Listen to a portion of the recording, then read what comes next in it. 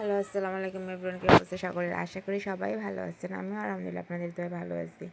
এই যে দেখেন, এখন বাজে সকাল 10:30। এখন সে মোবাইল দেখতেছে। সকালে উঠছে 7:30টার দিকে, উঠে সে মসজিদে গেছে। তারপর ওখান থেকে আবার স্কুলে গেছে। স্কুল থেকে এসে এখন মোবাইল দেখতেছে। তো ওর কাজও করেই মোবাইল দেখতেছে। দেখেন আমার ছোটো ছেলেটা কী করতেছে, ওই যে হাই বলে দিচ্ছে।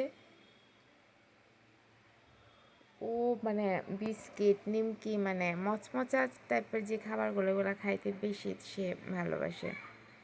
তাকায় আছে, আমি ভিডিও করতেছি, সে দেখতেছে। তো দেখি বাইরের অবস্থাটা কীরকম আজকে। আমার তো মানে বাইরের আবহাওয়া দেখতে খুবই ভালো লাগে। বৃষ্টি হয়েছে, এই যে রাতে অনেক বৃষ্টি হয়েছে। এই যে পানি জমে আছে মাঠে। তো দেখা যাক, আমার ছেলে আবারও এখানে, ওকে দেখবো, ওই যে বললাম না, এখানেই দেখবো। এই যে পায়ের উপর পাও রেখে সে মোবাইল দেখতেছে। তো আমার আগের কাপড়গুলোও শুকায় নাই, আর অনেকগুলো ধোয়ার কাপড় আছে। এই যে এগুলো আমি ধুয়ে রাখছি, আর 2টা কাপড় ভিজানো আছে। বাট কাজ করতে ইচ্ছা করতেছে না এখন। কি রান্না করবো আজকে চলেন, এই যে আলু দিয়ে সিম দিয়ে পাঙ্কাশ মাছ দিয়ে রান্না করবো। পাঙ্কাশ মাছটা আমার ছেলেরা খুব ভালোবাসে। এই যে পাঙ্কাশ মাছ দিয়া সিম দিয়ে রান্না করবো, ঠিক আছে। তারপরে এই যে এখনও খুলে নাই। তো এই যে দেখেন, এই যে আমি তেল গরম বসিয়ে দিছি। তেলটা একটু পুরোপুরিভাবে গরম না হলে আসলে মাছটা লেগে যাবে, মাছটা ভেঙে যাবে, মাছটা হবে না ভালো করে।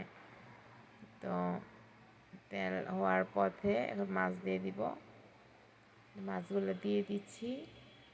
এই যে দেখেন, একটা একটা করে মাছগুলো দিয়ে দিচ্ছি। আর এগুলো এত পরিমাণে ফুটে, শরীরের মধ্যে ছিটা ফুটা এসে পড়ে। আসলে এগুলোকে ঢেকে দিতে হবে মাছগুলো দিয়ে। তারপরে দেন এগুলোকে ঢাকতে হবে, না হলে অবস্থা খারাপ হয়ে যাবে আমার। তো এই যে দিয়ে দিলাম মাছগুলো। এখন সিমগুলো একটা পাত্রে ঢেলে নিব। তো যে ঢেকে দিলাম। তো দেখে আসি ওদের অবস্থাটা, আমার ছেলেরা কী করতেছে। এই যে ওরা আবার মোবাইল দেখতেছে, 2 ভাই একসাথে মিলে মোবাইল দেখতেছে। এখন জোড়া বেঁধে মোবাইল দেখতেছে। আগে তো একজন ছিল, এখন জোড়া বেঁধে দেখতেছে। তো আমি অফ ক্যামেরায় তরকারি রান্না করে রেখেছিলাম।